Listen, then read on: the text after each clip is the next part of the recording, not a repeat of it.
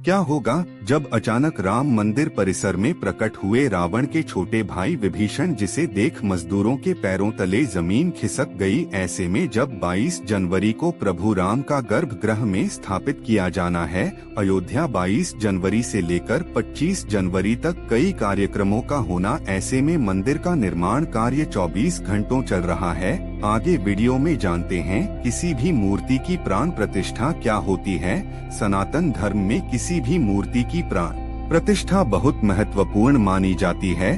प्राण प्रतिष्ठा मूर्ति स्थापना के समय की जाती उसे प्रतिमा रूप को जीवित करने की विधि प्राण प्रतिष्ठा कहलाती है। प्राण शब्द का अर्थ जीवन, प्रतिष्ठा का अर्थ होता है स्थापना। ऐसे प्राण प्रतिष्ठा का अर्थ जीवन शक्ति स्थापना करना था, देवता को जीवन में लाना होता है। बिना प्राण प्रतिष्ठा के कोई भी मूर्ति पूजा योग्य नहीं मानी जाती। अर्थात प्रभु श्री राम अयोध्या आ रहे हैं, तो जब प्रभु राम पुनः एक बार फिर अयोध्या आ रहे हैं, तो उनके प्रिय मित्र का भक्त भीषण कैसे पीछे रह सकते हैं, क्योंकि जब प्रभु श्री राम ने रावण का वध किया था और लंका पर विजय पाई थी, वे पुष्पक विमान से अयोध्या लौटे थे। तब प्रभु राम के साथ विभीषण भी अयोध्या आए और कई दिनों तक अयोध्या में रहे। कहा जाता है कि भीषण की भक्ति और निस्वार्थ कर्म को देखते हुए श्री राम ने उन्हें चिरंजीवी का आशीर्वाद दिया था। चिरंजीवी का अर्थ होता है जब तक सृष्टि रहेगी तब तक आत्मा का अंत नहीं होगा। इसी प्रकार महाभारत काल और रामायण काल दोनों ही में कुछ लोग अभी तक सृष्टि पर अमर है, जिनमें से महाबली हनुमान, विभीषण, परशुराम है। कहा जाता है कि आज भी पृथ्वी पर विचरण करते हैं।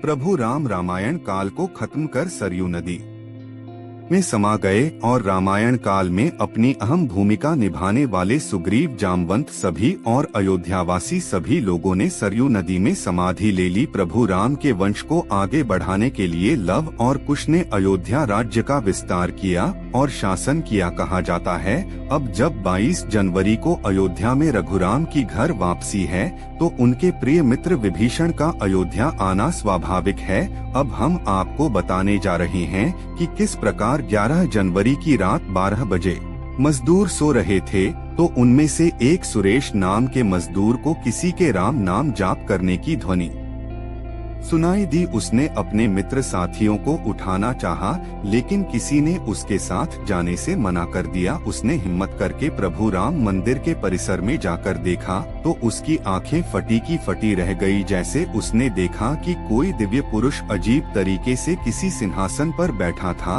और वह प्रभु राम का नाम लिए जा रहा था, मानो कोई दिव्य शक्ति आ गई हो। आगे बढ़ने से पहले अगर आप एक सच्चे सनातनी हैं और प्रभु राम को अपना आराध्य मानते हैं, तो कमेंट बॉक्स में जय श्री राम करें और वीडियो पसंद आई हो तो लाइक करें। मजदूर ने अपने साथियों को तुरंत इस घटना के बारे में बताया। उन सभी ने जब जाकर देखा, तुम सभी के रोंगटे खड़े हो गए कि वहाँ पर कोई और नहीं, विभीषण ही मौजूद थे और उनमें से दिव्य शक्ति प्रभृचालित हो रही थी, राम नाम का जाप कर रहे थे। आप सभी को यह जानकर और हैरानी होगी कि वह दिव्य शक्ति कुछ ही क्षणों में वहाँ से गायब हो गए और देखते देखते वहाँ सब कुछ अंधेरा छा गया। अयोध्या में राम मंदिर प्राण प्रतिष्ठा की तैयारी जोरों शोरों पर चल रही है और इन दिनों में मंदिर में अनेक चमत्कार हो रहे हैं। सरयू नदी का जमीन से बाहर आना, गिद्धों के झुंडों को अयोध्या मंदिर के पास दिखाई देना, भालुओं के समूह का राम मंदिर के परिसर में विचरण करते हुए मजदूरों ने देखा। अयोध्या में अचानक से सांपों का बढ़ना, सब बताते हैं कि प्रभु राम के गर्भगृह स्थापना के समय सभी लोग वहाँ मौजूद रहेंगे। देश के कोने कोने से लोग प्रभु राम के गर्भगृह में स्थापना में पहुँच रहे हैं।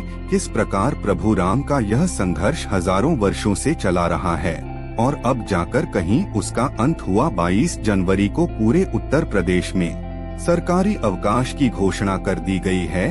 प्रभु राम के मंदिर के लिए 600 के किलोग्राम का घंटा भी वहां पहुंच चुका है। अयोध्या नगरी को दुल्हन की तरह सजा दिया गया। हर चौराहा, हर रोड पर बैनर लगा दिए गए हैं। देश ही नहीं विदेशों में भी राम प्राण प्रतिष्ठा की तैयारियां जोरों शोरों पर चल रही है।